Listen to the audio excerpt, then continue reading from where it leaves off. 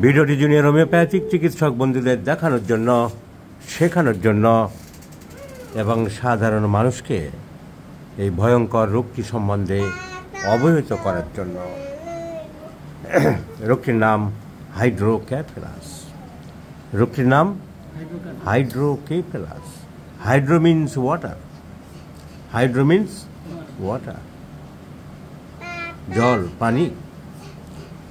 জল দেখলে ভয় পায়, হাইড্রোফোবিয়া। কুকুরে কামড়ালে যেটা হয়, লাস্টের দিকে জল দেখলে ভয় পায়। কোনো স্যাকের মধ্যে যখন জল জমে যায়, পুরুষের স্কোটামের স্যাকের মধ্যে, তাকে বলা হাইড্রোসিল। সিলের মধ্যে জল জমে। জলের স্পেসিফিক গ্র্যাভিটি মাপার জন্য যে মিটার ব্যবহার করা হয় তার নাম hydrometer. So hydro means water. Cephalus word comes from the brain, cephalon. তো ব্রেনের মধ্যে জল জমছে, নামটা ভুল আমার হিসাবে। জল তো জমছে না, জমছে সেরিব্রোস্পাইনাল ফ্লুইড। সো হাইড্রোকেফেলাস নাম না দিয়ে তো বলা যেত সিএসএফ কেফেলাস।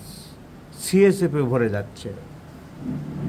সো যেহেতু এটা একটা লিকুইড পদার্থ, জলের মতোই, তাই জল বলে চালিয়ে দেওয়া হলো, কিন্তু এটা জল মোটেই নয়। হাইড্রোকেফেলাস কতটা পাতলা ঘোলের মতন সাদাটে টাইপের জল। এটা হচ্ছে সেরিব্রোস্পাইনাল ফ্লুইড।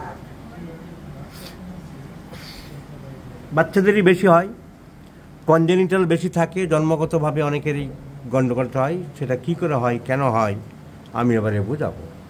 মাথাটা বড় হয়ে যায় দিন দিন, কি করে বড় হয়, কি ব্যাপার, সেটা এখন বলবো। অনেক কেস আমরা দেখেছি, তবে এই বাচ্চাটির কেস, এত সিরিয়াস কেস আমরা এর আগে দেখিনি। This is a serious case, অত্যন্ত বড় হাইড্রোকেফেলাস কেস। এবং এত জলি বাচ্চা, ফুটফুটে বাচ্চা, কবিতা বলছে, গান করছে, কিন্তু এত মারাত্মক রোগে আক্রান্ত সে হয়েছে।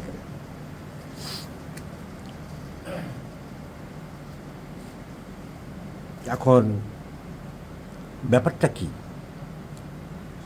ব্রেনের দুটো ভাগ আছে, একটা সামনের পোর্শন, একটা পিছনের পোর্শন। সামনের পোর্শনটা বড়, তার নাম সেরিব্রাম। তার নাম সেরিব্রাম। আর পিছনের পোর্শনটা ছোট, তার নাম সেরিবেলাম।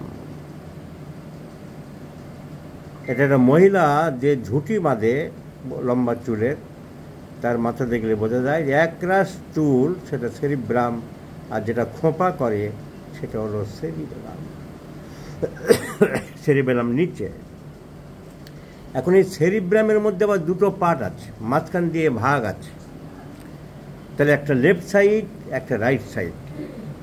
আর এই সেরিবেলামেরও দুটো ভাগ আছে, কিন্তু সেরিব্রামটার মেন যেটা দুটো ভাগ, তার ভিতরের দিকে এক একটা ফালির ভিতরের দিকে তালের শ্বাস কাটলে যেমন দেখা যায়, তালের শ্বাসের মধ্যে কিন্তু গর্ত থাকে। সেই গর্তে কি থাকে? ফ্লুইড থাকে, জল থাকে। সো ঠিক তালের শ্বাস যদি একটা কাটি চাকু দিয়ে মাঝখান থেকে, তাহলে ভেন্ট্রিকেল বুঝতে সুবিধা হবে ব্রেনের। দুই দিকে দুটো, একটা তালের শ্বাসকে কাটলে যেমন দুটো ভাগ পাওয়া যাচ্ছে, তো এই সেরিব্রামের এরকম দুটো ভাগের ওই তালের শ্বাসের মাঝখানে যে গর্তটুকু আছে সেইটা হলো ভেন্ট্রিকেল। ভেন্ট্রিকেল কথার মানে হলো গর্ত। এখন এই যে দুই দিকে দুটো ভেন্ট্রিকেল আছে সেরিব্রামের, তাদেরকে বলা হয় ল্যাটারাল ভেন্ট্রিকেল। মাথা মুন্ডু কিছু বুঝি না, কারা নাম দিয়েছে। এর আবার ল্যাটারাল কি হলো? তো দুটোই আছে। এটা এক সাইডের ছবিতে দেখানো হচ্ছে, এর নাম হচ্ছে ল্যাটারাল ভেন্ট্রিকেল। এটা খুব বড় হয়। আর বিস্কুটের শেপ কে যে বানায়, এরকম বিস্কুটের শেপ কী করে হলো তো কে জানে। এখন অনেকে লাফিয়ে বলবে যে অমুক বানিয়েছে, উনি বানিয়েছেন, আমরা তো জানি না। তো ভেরি বিস্কুটের শেপ দুটো এরকম, এর নাম ল্যাটারাল ভেন্ট্রিকেল। এই লেখা দেখা যাচ্ছে ল্যাটারাল ভেন্ট্রিকেল। এর পার্ট দেখিয়েছে, সামনের part, central part, left part, right part. তো এই ল্যাটারাল ভেন্ট্রিকেলের মধ্যে থেকে জালের মতন থাকে নেট লাইক স্ট্রাকচার। সেই নেট লাইক একটা মাকড়সার জালের মতন জাল জাল জাল জাল থাকে, আর সেখান থেকে রস তৈরি হচ্ছে, সেখান থেকেই রস তৈরি হচ্ছে। সেইটার অ্যানাটমিস্টরা নাম দিয়েছে cerebro spinal fluid. Cerebral fluid বলা যেতে পারত, কিন্তু স্পাইনাল বলেছে কেন? ওই রসটা স্পাইনাল কর্ডের দিকে চলে যাচ্ছে। যেমন কলকাতা থেকে একটা রাস্তা চলে গেল দূরে মুর্শিদাবাদ, কলকাতা মুর্শিদাবাদ রোড, তার মানে কলকাতায় আরম্ভ হলো, মুর্শিদাবাদে গেছে। তো সেরিব্রো স্পাইনাল ফ্লুইড বলা হচ্ছে, ফ্লুইডটা ওখান থেকে আরম্ভ হয়ে স্পাইনাল কর্ডের দিকে যাচ্ছে। কীভাবে যাচ্ছে? কনস্ট্যান্ট তৈরি হচ্ছে। তাহলে এত গিয়ে জমছে কোথায়? তাহলে তো পিঠের দিকে সব ফুলে যাওয়া উচিত ছিল, তা তো হচ্ছে না। কিন্তু মাথায় জমে যাচ্ছে কেন? মাথায় জমে গিয়ে এরকম হচ্ছে কেন? সেই অ্যানাটমি আমাদের জানতে হবে। তো এখান থেকে ফ্লুইডটা তৈরি হয়ে আবার নিচের দিকে নামে, নিচের দিকে যেটা নামছে তার নাম থার্ড ভেন্ট্রিকেল। আবার থার্ড ভেন্ট্রিকেল নাম দিল, ফার্স্ট সেকেন্ড নাম নেই। তো মাথা খারাপের মতো লক্ষণ যারা সব আবিষ্কার করে তার নাম দিয়েছে। তো ল্যাটারাল ভেন্ট্রিকেল দুই পাশ দিয়ে এসে থার্ড ভেন্ট্রিকেলের মধ্যে ফ্লুইডটা আসবে। এইটা আবার থার্ড ভেন্ট্রিকেল, এই ছোট্ট সাপের মাথার মতন দেখতে। এই লেখা আছে দেখবে, এই যে থার্ড ভেন্ট্রিকেল। এই থার্ড ভেন্ট্রিকেলের পরে আবার একটা লম্বা পাইপ আছে, একটা লম্বা চোঙার মতন আছে, তার নাম সেরিব্রাল অ্যাকুইডাক্ট। তার নাম সেরিব্রাল অ্যাকুইডাক্ট। এই সেরিব্রাল অ্যাকুইডাক্ট হচ্ছে একটা চ্যানেল বা পাইপ, যেখান দিয়ে থার্ড ভেন্ট্রিকেল থেকে এই রসটা আবার আসবে, আরেক জায়গায় আসবে। সেটা আবার দেখতে আরেক রকম, একটা এক এক রকম দেখতে। এইটার নাম হচ্ছে ফোর্থ ভেন্ট্রিকেল। তাহলে ল্যাটারাল ভেন্ট্রিকেল থেকে রস তৈরি হলো, সেরিব্রো স্পাইনাল ফ্লুইড, ওখান থেকে চলে আসলো থার্ড ভেন্ট্রিকেলে। থার্ড ভেন্ট্রিকেল থেকে সেরিব্রাল অ্যাকুইডাক্ট, আর সেরিব্রাল অ্যাকুইডাক্ট থেকে চলে আসছে ফোর্থ ভেন্ট্রিকেলে। যে জালের মতন স্ট্রাকচারটা থাকে তার নাম কি বলেছিলাম? Choroid plexus. তবে কোরয়েড প্লেক্সাস সব ভেন্ট্রিকেলের মধ্যেই কম বেশি থাকে, সবাই তৈরি করছে, কিন্তু বেশি তৈরি করছে কে? Lateral ventricle. So cerebrospinal fluid এই যে হয়ে লাইক ফ্লুইড, ঘোলের মতন দেখতে। এখানে ল্যাটারাল ভেন্ট্রিকেল দুই পাশ তালের শ্বাস কাটলে, একটা তালের শ্বাসকে যদি আমরা সেরিব্রাম ধরি, তাহলে মাঝখান থেকে ভাগ করলে দুটো ভাগ হয়ে গেল। তো একটা সেট, এবং যে ফুটো গর্তটা সেটাকে ধরতে হবে আমাদের ল্যাটারাল ভেন্ট্রিকেল। দুই দিকে দুটো ল্যাটারাল ভেন্ট্রিকেল থেকে রসটা বেরিয়ে আসছে, এসে এক জায়গায় জমছে, তার নিচে একটা বিদঘুটে সব দেখতে, তার নাম থার্ড ভেন্ট্রিকেল। থার্ড ভেন্ট্রিকেল থেকে যাবে আরেকটা ভেন্ট্রিকেল। ভেন্ট্রিকেল মানে গর্ত, চৌবাচ্চা। তো সে চৌবাচ্চার মতন দেখতে নয়, এই চৌবাচ্চা যে কে বানিয়েছে বিদঘুটে দেখতে। তো চলে আসলো ফোর্থ ভেন্ট্রিকেলে। এই ফোর্থ ভেন্ট্রিকেলে আসার পথে যে জায়গা দিয়ে আসছে এর নাম হচ্ছে সেরিব্রাল অ্যাকুইডাক্ট। এবার এই ফোর্থ ভেন্ট্রিকেলে এসে যাচ্ছে কোথায়? এই ফ্লুইডটা ব্রেনের যে কভারিং আছে, কটা? তিনটে লেয়ার আছে। একদম ব্রেনের ভিতরে, একদম ব্রেনের ভিতরে যেটা লেয়ার দেওয়া আছে তার নাম, ব্রেনের গায়ে গায়ে যেটা লেগে আছে তার নাম পায়ামেটার। তার নাম পায়ামেটার। তার উপরে আরেকটা কভার দেওয়া আছে, তার উপরে আরেকটা কভার দেওয়া আছে, তার নাম অ্যারাকনয়েড মেটার। অ্যারাকনয়েড মেটার। তার উপরে আরেকটা কভার দেওয়া আছে, তার নাম ডুরামেটার।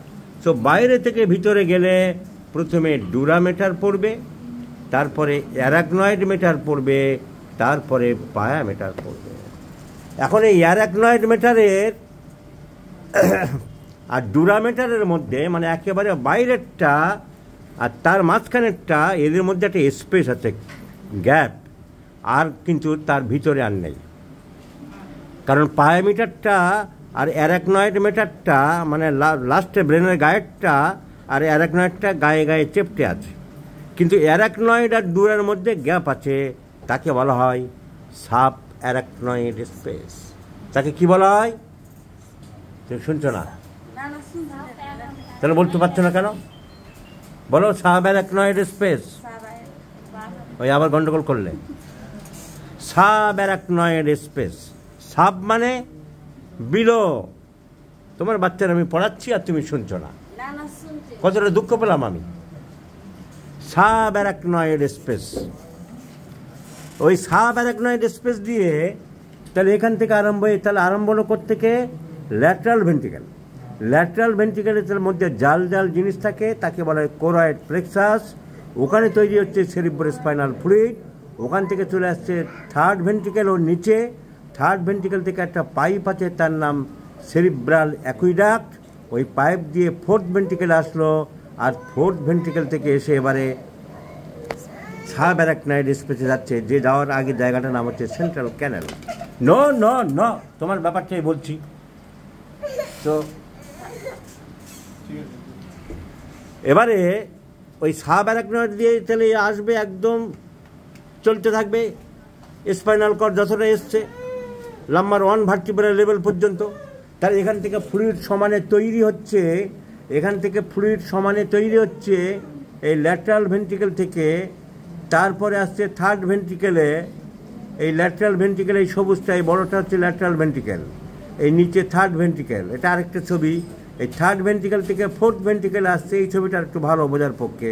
একটা সরু পাইপ দিয়ে আসছে, যার নাম সেরিব্রাল অ্যাকুইডাক্ট। এই পাইপটার নাম হচ্ছে সেরিব্রাল অ্যাকুইডাক্ট। তাহলে এইটা হচ্ছে ল্যাটারাল ভেন্ট্রিকেল, এইটা হচ্ছে থার্ড ভেন্ট্রিকেল। এই ল্যাটারাল ভেন্ট্রিকেল তৈরি হলে এই যে জায়গা আছে, এখান দিয়ে থার্ড ভেন্ট্রিকেলে চলে আসছে। এই যে জায়গা, থার্ড ভেন্ট্রিকেল থেকে চলে আসছে ফোর্থ ভেন্ট্রিকেলে। ফোর্থ ভেন্ট্রিকেলে কীরকম বেকআপটা দেখতে, আমরা তো অটোমেটিক তৈরি হচ্ছে। এইটার নাম হচ্ছে সেরিব্রাল অ্যাকুইডাক্ট। কিন্তু কথা হলো, এরা তো প্রোডাকশান করে যাচ্ছে, কনস্ট্যান্ট প্রোডাকশান করে যাচ্ছে। নিচে নামছে, কোন জায়গা দিয়ে নামছে? Subarachnoid space. কিন্তু সাবঅ্যারাকনয়েড স্পেস তো শেষ হয়ে গেছে নাম্বার 1 ভার্টিব্রাল লেভেলে। তারপরে স্পাইনাল কর্ডের আর কাভারিং নেই। তারপরে ঘোড়ার খুরের মতো নিচে নেমে গেছে, তার নাম ফাইলাম টার্মিনালি। তাহলে এই ফ্লুইড আসছে কনস্ট্যান্ট, এই জল যাচ্ছে কোথায়? থাকা তো সম্ভব না এর মধ্যে। এরা ওখান থেকে বেরিয়ে যাচ্ছে, অ্যারাকনয়েড স্পেস থেকে বেরিয়ে যাচ্ছে বাইরে। অ্যারাকনয়েড যে স্পেস আছে তার মাঝখানে এরকম জায়গা আছে অ্যারাকনয়েড স্পেসে। তাহলে এটা হলো পায়োমেটার, এইটা হচ্ছে অ্যারাকনয়েড মেটার, এইটা হচ্ছে ডুরামেটার। এই ডুরামেটার আর অ্যারাকনয়েড মেটারের মাঝখানে যে স্পেস, এর নাম সাবঅ্যারাকনয়েড স্পেস। এখান দিয়ে ফ্লুইড যাচ্ছে, আর এই সাবঅ্যারাকনয়েড স্পেসের মাঝখান দিকে একরকম ভিলাই মতন জিনিস থাকে, তাকে বলা হয় সাবঅ্যারাকনয়েড গ্র্যানুলেশনস। তাকে কি বলে? সাবঅ্যারাকনয়েড গ্র্যানুলেশনস। এইগুলো থেকে এই ফ্লুইড বাইরে বেরিয়ে যাচ্ছে, ডুরার ভিতর দিয়ে বেরিয়ে গিয়ে ভেনের মধ্যে, ভেনাস সাইনাস, ডাইরেক্ট কোনো ভেনের মধ্যে পড়ছে না, শরীরে ভেনাস সাইনাসের মধ্যে ঢুকে যাচ্ছে। এইবার এখান থেকে ভেনাস সাইনাস বলে নেটওয়ার্ক, সেটাও নেটওয়ার্ক। সব জায়গাতে ভেনাস নেটওয়ার্ক থাকে। এবার গিয়ে একটা ভেন তৈরি হয়ে গেল, দুটো ভেন তৈরি হয়ে গেল, সেইগুলো থেকে আরেকটা বড় ভেন তৈরি হয়ে গেল, এদিকে ভেন তৈরি হলো। এইভাবে শরীরের সমস্ত ভেনগুলো তৈরি হতে হতে জুটতে লাস্টে কটা হয়? লাস্টে দুটো। উপরের দিক থেকে যত খারাপ রক্ত ভেন নিয়ে আসছে তার নাম সুপিরিয়ার ভেনা কাবা, আর নিচের দিক থেকে ইনফেরিয়র ভেনা কাবা। তাহলে হার্টে আবার এসে পড়ছে, আবার ঘুরছে, বেড়াচ্ছে। কিন্তু কথা হলো, এইখান থেকে যেতে পারছে না, কোনো কারণে আটকে গেছে। এই যে ল্যাটারাল ভেন্ট্রিকেল থেকে থার্ড ভেন্ট্রিকেল, বা থার্ড ভেন্ট্রিকেল থেকে ফোর্থ ভেন্ট্রিকেলে ফ্লুইড তৈরি হচ্ছে, আর যেতে পারছে না। যেতে পারলে বাইরে বেরোনোর রাস্তা ছিল আরও নিচে, সাবঅ্যারাকনয়েড স্পেস, স্পাইনাল কর্ডের দিকে গেলে। কিন্তু সেখানে তো যাওয়ার আগেই যদি ব্লক হয়ে যায়, এরা তো কাজ বন্ধ করবে না। উপরওয়ালা যাকে যা ডাইরেকশন দিয়েছে, তুমি তোমার কাজ করে দাও, অথচ উপরওয়ালা আবার এখানে বিট্রে করলো যে তোমার মাল যেতে দেবো না। তাহলে মাল যাবে কোথায়? একই বৈষম্য উপরওয়ালা। তুমি মালের প্রোডাকশন করাচ্ছ, আবার মাল যেতে দিচ্ছ না, তাহলে মাল জমতে থাকবে। এই জায়গার থেকে জমতে থাকবে, এটা ওভারফ্লো হয়ে যাচ্ছে, এর ভিতরে চাপ দিচ্ছে, ব্রেনের ভিতরে যত কোষ টোষ আছে সব ঢুকে যাচ্ছে, ব্রেনকে ফুলিয়ে দিচ্ছে, বাচ্চাদের নরম হাড় উপরে তুলে দিচ্ছে, যে এইখানে সব বাসা বাঁধছে। এ কি অবিচার তোমার প্রভু? তুমি মালের প্রোডাকশান করছো, মাল বের করছো না। অ্যান্ড দিস ইজ কল্ড, এবার ব্রেনের ভিতরে জল জমছে, প্রোডাকশান যেতে পারছে না, ফ্লুইড, এর নাম হচ্ছে জমে যাচ্ছে ব্রেনের মধ্যে, তাই নাম হচ্ছে হাইড্রোকেফালাস। কজনে জানে এসব অ্যানাটমি ফিজিওলজি? পড়ে কজন? আরে কি ওষুধ দেবো লেকচার? তাহলে এর একমাত্র চিকিৎসা হচ্ছে সার্জারি। সার্জারিতে কি হয়? ওই জায়গাটা কোথায় আটকে গেছে ওইখানে শান্ট লাগিয়ে জলটাকে বের করা হবে, আর যাতে আটকানোটা বন্ধ করা যায় চেষ্টা করে, কিন্তু ওইখানে অপারেশান খুব রিস্কি, করাও যায় না, আর যখন বড় হয়ে গেছে জল বের করাও যাবে না। হোমিওপ্যাথিতে আমরা কী করতে পারি? হোমিওপ্যাথিতে প্রসেসটাকে ঠিক করার চেষ্টা করে। আমরা তো এই থিওরিতে বিশ্বাস করি, এই পথে চলি, যে সমস্ত সিমটম নিয়ে আমি ওষুধ দিলে যদি কোনো ডিস্টারবেন্স হয়, সেই ডিস্টারবেন্সে ওষুধটা আপনার হোমিওপ্যাথিক সিস্টেমটাকে এইভাবে মানা হয় যে রোগ হলো বাড়ির দারোয়ান, অসুস্থ হয়ে পড়েছে, কোনো কারণে সেই দারোয়ানকে আবার ঠিক করো যাতে চোর ডাকাত ঢুকতে না পারে। তাহলে আমরা ওই ডাক সরানোর জন্য কোনো ওষুধ দিচ্ছি না, যেখানে ব্লক, ভেন্ট্রিকেলকে বারণ করতেও পারছি না, তুমি আর পাঠিও না। আমরা চাইছি টোটাল মানুষটাকে কী ডিফেক্ট হচ্ছে জানি না, সিমটম মিলিয়ে ওষুধ দিলে যদি অবস্ট্রাকশান দূর হয়, কারণ homeopathy treat the patient, not the disease. তাই আমরা অনেক সময় অনেক বাচ্চা ঠিক করতে পারি, ইমপ্রুভ করতে পারি। তো it is a very severe case and grave case. এদের গার্জিয়ান রয়েছে সামনে, তবু জেনে রাখা ভালো, এদের তো অলরেডি বলে দিয়েছে সবাই, ভয় পাওয়ার কিছু নেই।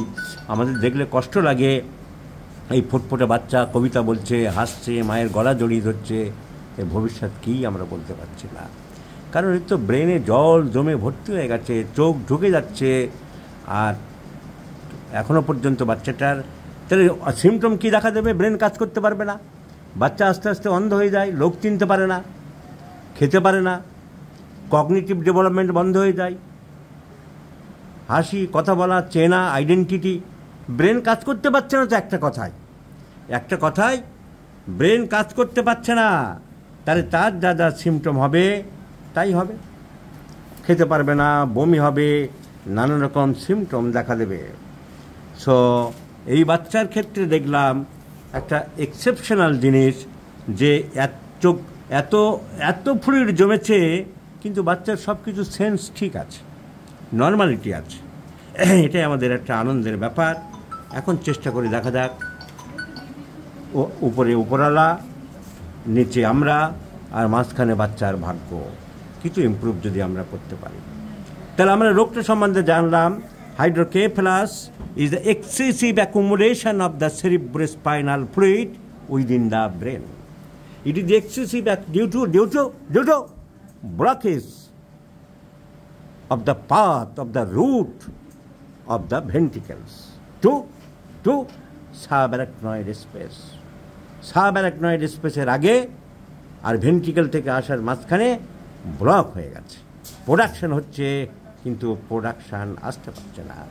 So hydrocephalus is a condition in which there is disequilibrium between cerebrospinal fluid production and absorption, যেটা সাবঅ্যারাকনয়েড স্পেস দিয়ে, সাবঅ্যারাকনয়েড গ্র্যানুলেশনস দিয়ে ফুটো দিয়ে বেরিয়ে যাচ্ছিল, সেটাকে কি বলবো? বাইরে চলে যাচ্ছে, অ্যাবজর্ব করে নিচ্ছে, আর এদিক থেকে আসছে, এটাকে কি বলবো? প্রোডাকশন। তাহলে দুটোর মধ্যে ভারসাম্য থাকছে না, প্রোডাকশন হচ্ছে কিন্তু বেরোতে পারছে না। So it is the condition where there is disequilibrium between cerebrospinal fluid production and absorption. Lumbar puncture যে করে ডেলিভারির সময় মেয়েদের যে ইঞ্জেকশন দেয়, বা লোকাল অজ্ঞান, এমন একটা অজ্ঞান যেখানে পুরো ঘুমাইয়ে পড়বে না, কিন্তু রোগীর পেন পাবে না, সেটা কি করে? ওইখানে ওই সাবঅ্যারাকনয়েড স্পেসে ইঞ্জেকশনটা দিয়ে ফ্লুইড দিয়ে দেয়, যে ফ্লুইডটা ওখান থেকে ব্রেনে চলে যাচ্ছে, ব্রেনে চলে গেলে তার নার্ভগুলো ব্লক হচ্ছে, তার কিছু হচ্ছে, হয়তো ডেলিভারি হচ্ছে বা ছোটো অপারেশন হচ্ছে পায়ে, সে ভাববে ডাক্তাররা কিছু করছে আমাকে, কিন্তু আমি বুঝতে ব্যথা পাচ্ছি না, সেজন্য ওখান থেকে ইঞ্জেকশন দিয়ে দেয়। কোথায় দেয় আজকে বুঝলে? সাবঅ্যারাকনয়েড স্পেসের ভিতরে ওষুধটা ঢুকিয়ে দেয়, because the subarachnoid space has the direct connection with the brain. So hydrocephalus is a condition in which there is disequilibrium between cerebrospinal fluid production and absorption from the arachnoid granulations of the coverings of the spinal cord, leading to raised intracranial pressure. তাহলে মাথার ভিতরে কি হচ্ছে? Pressure বেড়ে যাচ্ছে, fluid বাড়ছে, চাপ দিচ্ছে, intracranial প্রেশার বেড়ে যাচ্ছে, and is often associated with the dilated ventricles. এই ভেন্ট্রিকেলসগুলো আরও বড় হয়ে যাচ্ছে, আরও বড় হচ্ছে, আর বড় হচ্ছে, আর সমানে জল বেরিয়ে যাচ্ছে, যেতে পারছে না, মাথার ভিতরে ঢুকে এদিকে চাপ দিচ্ছে, ওদিকে চাপ দিচ্ছে, এদিকে চাপ দিচ্ছে, যাবে কোথায়? ওর ভিতরেই জমতে আরম্ভ করছে, প্রোডাকশান বন্ধ হচ্ছে না। So it is the obstructive disease, এক ধরনের অবস্ট্রাকটিভ ডিজিজ। যেমন আমরা গল ব্লাডারের ক্ষেত্রে পাই, বাইল তৈরি হচ্ছে কিন্তু যেতে পারছে না ডিওডিনামে, সে বাইল ফিরে গিয়ে ব্লাডে ফিরে গিয়ে জন্ডিস তৈরি করছে, যাকে বলি অবস্ট্রাকটিভ জন্ডিস। সো বাচ্চাদের ক্ষেত্রে বেশি হয়, জন্মগতভাবেই বেশি দেখা যায়, কনজেনিটাল অন্য সময়ও হতে পারে। So the total cerebrospinal fluid volume in adult is about 150 millilitre. কতটা থাকে মোটামুটি প্রত্যেক দিন? 150 ml তৈরি হচ্ছে, আবার অ্যাবজর্পশন হয়ে যাচ্ছে, and distributed between the ভেন্ট্রিকলস and subarachnoid space. তো cerebrospinal fluid production is primarily কোত্থেকে হয়? প্রথমে বললাম from the choroid plexus of the ventricles, and is an active process of independent of intracranial pressure. Some cerebrospinal fluid production occurs also lateral ventricles and fourth ventricles. তাহলে আমরা জানলাম lateral ventricle থেকে third ভেন্ট্রিকলে আসে, আর third ventricle থেকে by the cerebral aqueduct পাইপের মধ্য দিয়ে fourth ভেন্ট্রিকেলে আসে। আবার ফোর্থ ভেন্ট্রিকেলে পড়ার আগে একটা ফুটো আছে, তার নাম বলা হয় ফোরামেনা মনরো। এখানে ছবিতে মনে হয় নেই, ফোরামেনা মনরো। এখানে পড়ার আগে এখানে একটা ফুটো থাকে, তাকে বলা হয় ফোরামেনা মনরো। এগুলো আমরা অ্যানাটমি যারা পড়েছিলাম আমাদের ডাল ভাত হয়ে আছে। So this is called the hydrocephalus. So the obstructive hydrocephalus can be caused by any lesion blocking to the cerebrospinal fluid pathways. এই পথে কোনো ব্লক হচ্ছে from the lateral ventricle to the fourth ventricle, এই জায়গার মধ্যে কোথাও block হবে। Maybe the foramen মুন্ড্রো বন্ধ হয়ে যেতে পারে, সেরিব্রাল অ্যাকুইডাক্ট বন্ধ হয়ে যেতে পারে, and congenitally hote pare. So this is very critical conditions, very critical conditions. অ্যালোপ্যাথিতে অপারেশন করা হয় কিন্তু সাকসেস বহু ক্ষেত্রেই হয় না। Let's try by homeopathic treatment my friends. এখন এই বাচ্চার জন্য আমরা কি চিকিৎসা করতে পারি? এই বাচ্চার কেসটা কোথায় রাখলাম?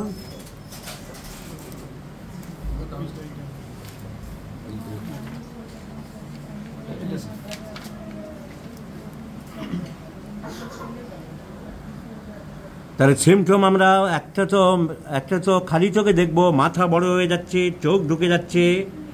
এর সঙ্গে যদি একটু বড় বাচ্চা হয়, অনেক সময় বাচ্চারা কাঁদবে বা বাড়ির লোক বুঝতে পারছে না, হেডেক, মাথায় যন্ত্রণা হবে। So headache and sometimes accompanied by diplopia, ঠিক মতন দেখতে পাবে না, কারণ অপটিক নার্ভ যেখান থেকে আরম্ভ হয়েছে সেখানে চাপ পড়ছে। সো ঠিক মতন দেখতে পাবে না, ভিজুয়াল ডিস্টারবেন্স হবে, এটা খুবই কমন। বাচ্চা প্রথম দেখতে পায়, পরে আর দেখতে পাচ্ছে না। ক্রেনিয়াল নার্ভ প্যারালিসিস হতে পারে, সিক্স ক্রেনিয়াল নার্ভ, চোখের পাতা খুলতে পারবে না, এইসব সিমটম আমরা দেখতে পাবো। আমাদের এই বাচ্চাটার ক্ষেত্রে বেশিরভাগ ক্ষেত্রে হোমিওপ্যাথিতে অল্প স্বল্প কেস হলে আমরা সারাতে পেরেছি, এবং আমার ক্ষেত্রে আমি মনে করেছি যে সবথেকে বেশি কাজ করেছে ক্যালকেরিয়া কার্বনিকা। এবং তাজ্জব ব্যাপার, এই বাচ্চার ক্ষেত্রেও ক্যালকেরিয়া কার্বনিকার সিমটমটাই বেশি আছে।